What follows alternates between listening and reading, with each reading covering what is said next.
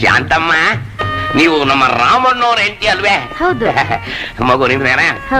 ಏನಮ್ಮ ಮಗು ನಿನ್ನ ಹೆಸರು? ಲಕ್ಷ್ಮಿ. ಲಕ್ಷ್ಮಿ. ಅಷ್ಟ ಲಕ್ಷ್ಮಿ ಕಡೆ ತುಂಬಿ ತುಳುಕಾಡ್ತೀನಿ. ಲಕ್ಷ್ಮಿ ಲಕ್ಷ್ಮಿ ಲಕ್ಷ್ಮಿ ಲಕ್ಷ್ಮಿ. ಒಬ್ಳೆ ಮಗಳ? ಇಲ್ಲ, 3ನೇ ಮಗಳು. 3ನೇ ಮಗಳ. ಎಲ್ಲಿ ಕೇಳಿದ್ರು 3, 4, 5 ಹೀಗೇ ಹೆಚ್ಚಾಗಿ ಹೇಳ್ತಾ ಬರ್ತಾ ಇದಾರಲ್ಲ, ಅದಕ್ಕೆ ನಮ್ ಜನಸಂಖ್ಯೆ ಹೆಚ್ಚಾಗಿರೋದು. ಇಲ್ಲೇ ಬರ್ತಾವಳೆ, ಇವಳೇ ಕೇಳ್ಬಿಡಲ್ಲ. ಭಾರತಿ. ನನ್ನ ಹೆಸರು ಆರ್ತಿನೂ ಅಲ್ಲ, ಭಾರತಿನೂ ಅಲ್ಲ, ಮಲ್ಲಿ. ಮರ್ತು ಬಿಟ್ಟ. ಮಲ್ಲಿ. ಮಲ್ಲಿ ಬುಟ್ಟಿಲಿರೋದು ಮಲ್ಲಿಗೆ. ನಿನಗೆ ಇಟ್ಟಿರೋ ಹೆಸರು ಮಲ್ಲಿಗೆ.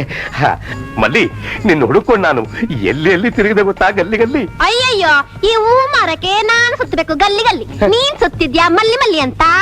ಹೌದು. ಇದೇನಿದು ಹೊಸ ವರ್ಷ? ಇಲ್ಲ, ಇದುವರೆಗೂ ದೇವಸ್ಥಾನ ಮುಂದೆ ವ್ಯಾಪಾರ ಮಾಡ್ತಿದ್ದೆ. ಈಗ ಮನೆಗೂ ನುಗ್ಗಿ ವ್ಯಾಪಾರ ಮಾಡ್ತಿದ್ಯಾ. ಕುಟುಂಬ ದೊಡ್ಡದಾಯ್ತು ಅಂತ ಕಾಣತ್ತೆ. ಮಕ್ಕಳೆಷ್ಟು? ಮಕ್ಕಳ ನನಗ ಆ ದಪ್ಪ ಮಾತು. ಯಾವ ನಿನಗ್ ಮಕ್ಕಳು ಬೇಕು ತಾನೇ? ನನ್ನ ಮದುವೆ ಮಾಡ್ಕೋ. ಹೊಂದಿ ಹಂಗೆ ಹೊತ್ತು ಕೊಟ್ಟು ಬಿಡ್ತೀನಿ. ಮಕ್ಕಳು ಬೇಡವಾ? ಪರವಾಗಿಲ್ಲ, ಮದ್ವೆ ಆಗ್ತಾ ಇರೋ ನನ್ನ ಮಕ್ಳು ಕೇಳಕ್ ಬಂದವನು ಯಾಂದಳ್ಳಿ ನನ್ನ ಮಗನ್ ತಂದು. ಸರಿಗ ನೀರೇಳ ವಾಲಿ ಚಪ್ರ. ಏನಪ್ಪಾ ರಘುರಾಮರೆಡ್ಡಿ? ಭೀಮಯ್ಯ ಗಾರು ರೆಂಡ ಕೂಚಂಡ. ನೀನು ಮನೆ ಕಟ್ಟಿಸಿದ್ಯಾ? ಕಟ್ಟಿಸ್ಬೇಕಲ್ಲ. ಮಗಳೇನು? ಅವನಂಡ ಮಗಳು. ನೋಡು, ಮುಂದೆ ಅವನು ಅಳಿಯನ್ನು ಕಟ್ಟಿಸಿಡ್ಬೇಕಲ್ಲಪ್ಪ. ಸಾಕ್ಷಾತ್ ಲಕ್ಷ್ಮಿ ಇದ್ದಾಗಿದ್ದಾಳೆ. ಮಗು ಬಾರಮ್ಮ ಇಲ್ಲಿ. ಭೀಮಯ್ಯ ಗಾರು ಅವ್ಳು ಹೇಳೋ ಹಾಗಿಲ್ಲ. ಭೀಮಯ್ಯ ಗಾರು ಯಾಕೆ? ಅವ್ರಿಗೆ ಪೋಲಿಯೋ ಅಟ್ಯಾಕ್ ಆಗಿದೆ ಅಂಡಿ. ಅಯ್ಯೋ, ಇದು ಪೋಲಿಯೋ ಕೇಸ. ಮುಂದೆ ಏನೇನ್ ಕೇಸ್ ಸಿಗತ್ತೋ ಗೊತ್ತಿಲ್ವಲ್ಲ. ಇವಯ್ಯ, ಆ ಕಾಯಿನೆಲ್ಲ ಅಟ್ಟದ ಮೇಲೆ ಇಟ್ಟು ಬಾರಪ್ಪ.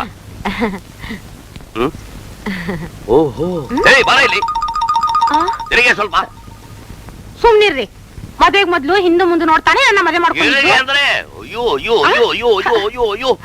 ಒಂದು ಲಾರಿ ಹೂ ಮುಡ್ಕೊಂಡು ಊರಗಲ ಕುಂಕುಮ ಇಟ್ಟುಕೊಂಡು ನನ್ನ ಮನೆ ಹಾಳು ಮಾಡ್ಬೇಕಿದ್ಯಾ? ಈ ಮನೆಗೆ ಇಷ್ಟೊಂದು ಅಲಂಕಾರ ಮಾಡಿರುವಾಗ ನನ್ ಮೈಗೆ ಅಲಂಕಾರ ಮಾಡ್ಕೊಂಡ್ರೆ ಏನ್ ತಪ್ಪು? ಈ ಮನೆಗೆ ಅಲಂಕಾರ ಮಾಡಿರೋದು ಸ್ವಂತ ದುಡ್ಡಲ್ಲ ಕಣೆ, ಬಂಕೆ. ಹಸುಲು ಬಡ್ಡಿ ಕೊಟ್ಟು ಚಕ್ಕರ್ ಬಡ್ಡಿ ಕೊಡ್ತಿದ್ದವ್ರ ಮನೆ ತಂದಿರೋ ಸಾಮಾನುಗಳು ಇವೆಲ್ಲ. ಅದಕ್ಕೆ ನೋಡು, ಒಂದೊಂದ್ ತರ ಇದೆ. ಸ್ವಂತ ದುಡ್ಡಲ್ಲಿ ಯಾವಾಗ್ಲೂ ಅಲಂಕಾರ ಮಾಡ್ಕೋಬಾರ್ದು. ಮುತ್ತೈದೆಗೆ ಹೂವು ಕುಂಕುಮನೆ ಭಾಗ್ಯ ಕಣ್ರಿ. ಈ ಭಾಗ್ಯ ಯಾರಿಂದ? ನಿಮ್ಮಿಂದ. ನಾನೇ ಎದುರಬೇಕಾದ್ರೆ ಈ ಅಲಂಕಾರ ಯಾಕೆ ಬೇಕಿತ್ತು?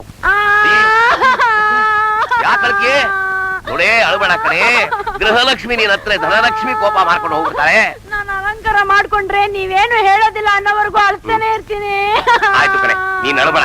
ನೋಡು, ಇನ್ಮೇಲೆ ದಿನ ಅಲಂಕಾರ ಮಾಡ್ಕೊಂಡಿರೋ. ಎಲ್ಲಿ ಸ್ವಲ್ಪ ನಗು. ಈಗ 100 ರೂಪಾಯಿ 40 ರೂಪಾಯಿ ಬಡ್ಡಿ ಬಂದಂಗ ಆಯ್ತು. ಇನ್ನು ಚಕ್ರ ಬಡ್ಡಿ ರಾತ್ರಿಗ. ಭೀಮಣ್ಣರೇ, ನನ್ ಕೆಲ್ಸ ಮುಗೀತು, ನಾ ಬರ್ತೀನಿ. ಎಲ್ಲಿ ಕೈ ಮುಂದೆ ಮಾಡು. ಏನಿಲ್ಲ ಪರವಾಗಿಲ್ಲ. ತಗೊಳಯ್ಯ, 100 ರೂಪಾಯಿ. ಬೇಡಿ. ಇನ್ನೊಂದು 100 ರೂಪಾಯಿ ತಗೊಳಯ್ಯ. ಇದೆಲ್ಲ ಬೇಡಿ, ನನಗೆ ಬೇಡಿ. ಶಿವಯ್ಯ, ಏನ್ರಿ? ಅಲ್ರಿ, ಕಾಸು ಚಕ್ರ ಬಡ್ಡಿ ಅಂತ ಕಾಸು ಕೂಡ ಹಾಕೋ ನೀವು ಆ ಶಿವಯ್ಯನಿಗೆ ಮಾತ್ರ 100, 200 ಕೊಡ್ತಿರಲ್ಲ, ಏನಿದ್ರ ಅರ್ಥ? ನೀನೊಂದು ಹೆಣ್ಣ. ಇಷ್ಟು ವರ್ಷ ಸಂಸಾರ ಮಾಡಿ ಇವತ್ ಯಾಕ್ರಿ ಈ ಅನುಮಾನ? ನೋಡು ಬಂಗಾರಿ, ಹೆಂಗಸರ ಹತ್ರ ಗುಟ್ಟಿ ಹೇಳೋದು, ಮಡ್ಲಲ್ಲಿ ಬೆಂಕಿ ಕಟ್ಕೊಳ್ಳೋದು ಎರಡೂ ಒಂದೇ ಕಣೆ. ನಾನ್ ನಿನ್ನ ಹತ್ರ ಮಾಡ್ಬಿಟ್ಟೆ, ನೀವು ಹೊರಗಡೆ ಹೋಗಿ ಎಲ್ಲ ಸಾರ್ಕೊಂಬರ್ತೀಯ. ನನ್ ಮೇಲೆ ನಂಬಿಕೆ ಇಲ್ವಾ ನಿಮ್ಗೆ? ನಂಬಿಕೆ ಪ್ರಶ್ನೆ ಅಲ್ಲ ಕಣೆ. ನಾನ್ ಏನ್ ಮಾಡ್ಲಿ, ನನ್ ತಪ್ಪಲ್ಲ, ಧರ್ಮರಾಯನ ಶಾಪ. ಲೇ ಬಂಗಾರಿ. ಅಲ್ಲ ಶಿವಯ್ಯ, ಬರೀ 11 ರೂಪಾಯಿ ಕೇಳಕ್ ಬಂದಿದ್ಯಲ್ಲ. ನಮ್ ಯಜಮಾನ್ರು 100, 200 ಅಂತ ಕೊಡಕ್ ಬಂದಾಗ್ಲೆಲ್ಲ ಅದನ್ನ ತಗೊಂಡ್ ಸೇರ್ಸಿ ಇಟ್ಕೊಂಡಿದ್ರೆ ಇಷ್ಟೊತ್ತಿಗೆ 1000 ರೂಪಾಯಿ ಸೇರಿರೋದು ನಿನ್ನ ಹತ್ರ. ಹೋಗ್ಲಿ ತಗೋ 100 ರೂಪಾಯಿ. ನನಗ್ ಬ್ಯಾಡಿ, 11 ರೂಪಾಯಿ ಕೊಡಿ ಸಾಕು. ಪರವಾಗಿಲ್ಲ ತಗೋ. 11 ಕೊಡಿ ಸಾಕು. ಅವ್ರೇನಾದ್ರು ತಿಳ್ಕೊಳ್ತಾರೆ ಅಂತನಾ? ಅವ್ರು ತುಂಬಾ ಸಂತೋಷ ಪಡ್ತಾರೆ. ತಗೋ. ಅಯ್ಯೋ 100 ರೂಪಾಯಿ ನನ್ನ ಮನೆ ಹಾಳು ಮಾಡ್ಬೇಕು ಅಂತಿದೀಯೇನೆ? ಅದಕ್ಕಲ್ರಿ, ಪಾಪ ಶಿವಯ್ಯನಿಗೆ ಜ್ವರ ಅಂತೆ, 11 ರೂಪಾಯಿ ಕೇಳ್ದ. ಹೇಗಿದ್ರು ಅವ್ನ್ ಬಂದಾಗ್ಲೆಲ್ಲ ನೀವು 100, 200 ಕೊಡ್ತಿದ್ರಲ್ಲ. ನಾ ಕೊಡ್ತಿದ್ದೆ, ಅವ್ನ್ ತಗೋತಿದ್ದ? ಇಲ್ಲ. ಅದಕ್ಕೆ ನಾ ಕೊಡ್ತಿದ್ದೆ. ಇವನೇನಾರು ಹಣ ತಗೊಳೋದಾಗಿದ್ರೆ ಈ ಮನೆಗಲ್ಲ, ಈ ಬೀದಿಗೆ ಬರಕ್ ಬಿಡ್ತಿರಲ್ಲ ನಾನು. ಶಿವಯ್ಯ, ಇನ್ನೊಂದ್ ಸಾರಿ ಏನಾರು ಹಣ ಕೇಳಕ್ಕೆ ನೀನೇನಾರು ಈ ಮನೆಗೆ ಬಂದೆ, ಆಮೇಲೆ ಮನುಷ್ಯ ಉಳಿಯಲ್ಲ ನೋಡು. ಯೋ ಭೀಮಯ್ಯ, ಎಂಜಲ್ ಕೈನಾಗೆ ಕಾಗೇನೂ ಓಡಿಸ್ದೇ ಇರುವಂತ ಕಂಜೂಸ್ ನನ್ನ ಮಗ ನೀನು ಅಂತ ಇವತ್ತೇ ಗೊತ್ತಾಗಿತ್ತು. ನನಗೆ ಹೇಳ್ತಾ ಇದ್ದೀನೋ? ಒಂದು ಗುದ್ದಿದ್ರೆ ಅರ್ಧದಲ್ಲೇ ಗೊಟಕ್ ಅನ್ಬಿಡ್ಬೇಕು. ಅಮ್ಮವ್ರ ಮಕ ನೋಡ್ಕೊಂಡು ಸುಮ್ಕಿದೀನಿ. ನಿನ್ ಯಾಸಕ್ಕೆ ಸದ್ಯ ಒಳ್ಳೆ ಹುಡುಗ ಆಗಿರೋದಕ್ಕೆ ನಿಮ್ಮನ್ನ ಹಾಗೆ ಬಿಟ್ಟ. ಯೋ ಭೀಮಯ್ಯ, ಬಂದೆ, ಬಂದೆ, ಬಂದೆ, ಬಂದೆ. ಒಂದ್ ಮಾತ್ ಮಾತ್ರ ಜ್ಞಪ್ತಿ ಮಾಡಿಕೊ. ಆಸೆ ಮನಸ್ಸನ್ನ ಬಾಳ್ಸತ್, ಬಾಳ್ಸುತ್ತೆ, ಬಾಳ್ಸುತ್ತೆ. ದುರಾಸೆ ಮನಸ್ಸನ್ನ ಸರ್ವನಾಶ ಮಾಡ್ತದೆ. ಮಾಡುತ್ತೆ, ಮಾಡುತ್ತೆ. ಜ್ಞಪ್ತಿಲಿಟ್ಕೊ. ಲೇ, ಏನೇ ಹಾಗೆ ನಿಂತುಬಿಟ್ಟೆ? ಅವನು ಉಪದೇಶ ಮಾಡ್ದ ಅಂತಲೋ ದೊಡ್ಡ ಗೀತೋಪದೇಶ ಮಾಡ್ಬಿಟ್ಟೇನು? ಈ ನನ್ನ ಮಕ್ಕಳನ್ನ ಹೆಂಗ್ ಉಪದೇಶ ಮಾಡೋಕೆ ದರಿದ್ರಾಗಿರೋದು? ಅಲ್ರಿ, ಜ್ವರ ಅಂತ ಬಂದವನ್ಗೆ ದುಡ್ಡು ಕೊಡದೆ ಕಳ್ಸ್ಬಿಟ್ರಲ್ಲ ಪಾಪ. ಪಾಪ, ಆ ಪಾಪ ನೋಡಿದಿರೋದಕ್ಕೆ ನಾವು ಹೀಗಿರೋದು. ನೋಡು ಬಂಗಾರಿ, ನಾನು ಒಂದು ಸತ್ಯ ಹೇಳ್ತಾ ಇದ್ದೀನಿ. ಈ ಪ್ರಪಂಚದಲ್ಲಿ ಇಷ್ಟೊಂದ್ ಜನ ಬಡವರಾಗಿರೋದಕ್ಕೆ ಕಾರಣವೇನು? ದೈವ ಶಾಪ. ಅದನ್ನ ನೋಡಿ ನಾವು ಪಾಪ ಅಂತ ಸಹಾಯ ಮಾಡಕ್ ಹೋದ್ರೆ ದೈವ ದ್ರೋಹವಾದೀತು. ಆಮೇಲೆ ನಾವು ದಟ್ಟ ದರಿದ್ರಾಗ್ತೀವಿ. ಹೌದಾ? ಅಷ್ಟು ದೊಡ್ಡ ಬಾಯಿ ಬಿಡ್ಬೇಡವೆ. ಹಾಗೆ ನಿಂತ್ಕೊಂಡ್ಬಿಟ್ಟ ಆಸ್ಪತ್ರೆ ಖರ್ಚು ಬೇರೆ ಬಂದಾತು. ಮುಚ್ಚು ಬಾಯಿ. ನಡಿ ನಡಿ ನಡಿ.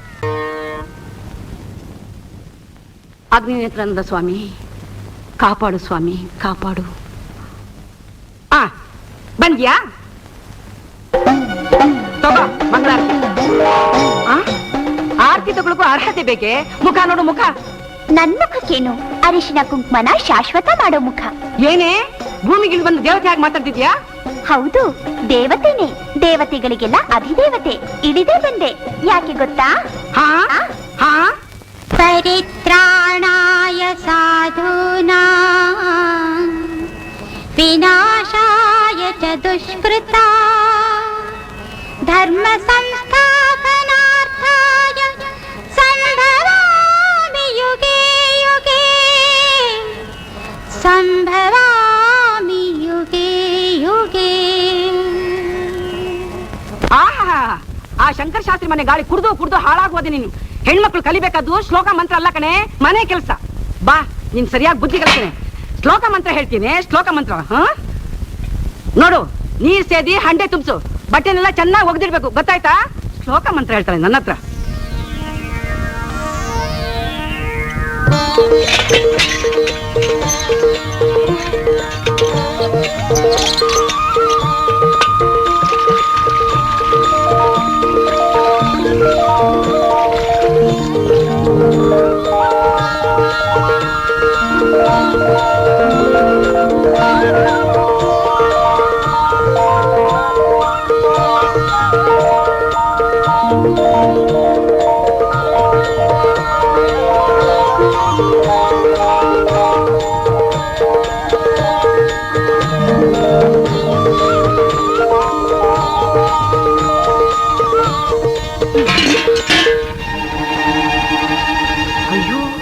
ಏನಿದು? ಮಂತ್ರ ಹಾಕಿದಾಗ ಚಿಟಿಕೆಲಿ ಕೆಲಸ ಮಾಡಿದಾಳೆ. ನಾನು ಚಾಮುಂಡಿ ತಾನೆ. ಇಲ್ಲಿದ್ಯಾ? ಇನ್ನೇನ್ ಮಾಡ್ಬೇಕು? ಇನ್ನೇನ್ ಮಾಡ್ಬೇಕಾ? ಒಳಗೆ ಇನ್ನೂ ಪಾತ್ರೆ ಇದೆ, ತಂದಾಕ್ತೇನೆ. ನಿಮ್ಮಮ್ಮ ಕಿಲು ಬಿಡಿಸ್ತಾಳೆ, ನೀನ್ ಚೆನ್ನಾಗಿ ಉಜ್ಜಿಕೊಡು. ತರ್ತೀನಿ ನೀರು. ಸರಿ.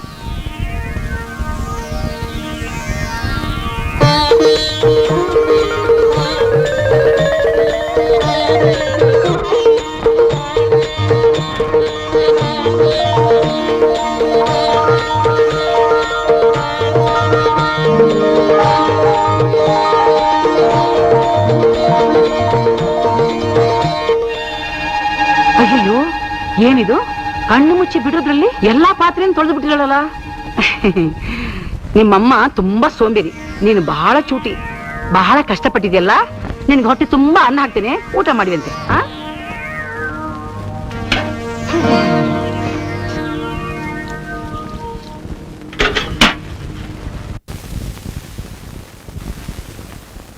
ತಗೋ.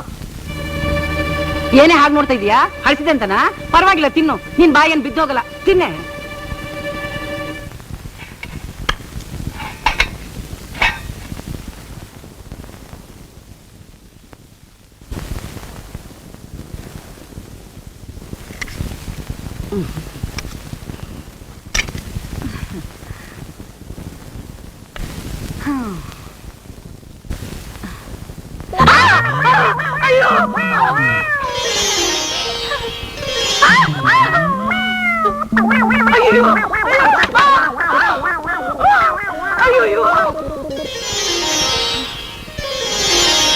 ಅಯ್ಯೋ ಅಯ್ಯೋ ಅಯ್ಯೋ, ನನ್ ತಟ್ಟೆ ಇಡ್ಲಿ ಹೇಗ್ ಬಂತು?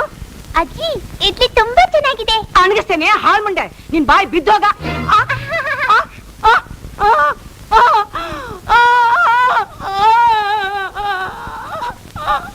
ಮಾಡ್ಬಾರ್ದು ಕೆಲಸ ಮಾಡಿದ್ರೆ ಆಗೋದೇ ಹೀಗೆ.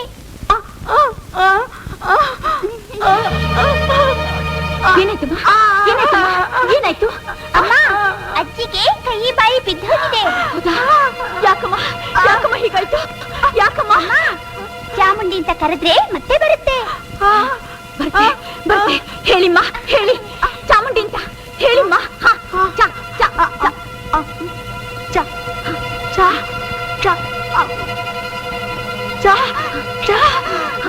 ಚಾಮುಂಡಿ ಚಾಮುಂಡೇಶ್ವರಿ. ಚಾಮುಂಡಿಗೋಸ್ಕರ ಕಿರಿಚ್ಕೋಬೇಕಿಲ್ಲ, ಮನಸಾರ ಕೂಗಿದ್ರೆ ಸಾಕು. ಅಯ್ಯೋ ಪಾರ್ವತಿ, ಅದೇನ್ ಕರ್ಮನೋ ಏನೋ, ನನ್ ಬಾಯಿ ಕೈ ಬಿದ್ದೋಗಿತ್ತು ಕಣೆ. ಅಜ್ಜಿ, ದೇವತೆಗಳ ಪೂಜೆ ಬಿಟ್ಟು ಮಾಯ ಮನುಷ್ಯನ ಪೂಜಿಸಿದ್ರೆ ಹೀಗೆ ಆಗೋದು.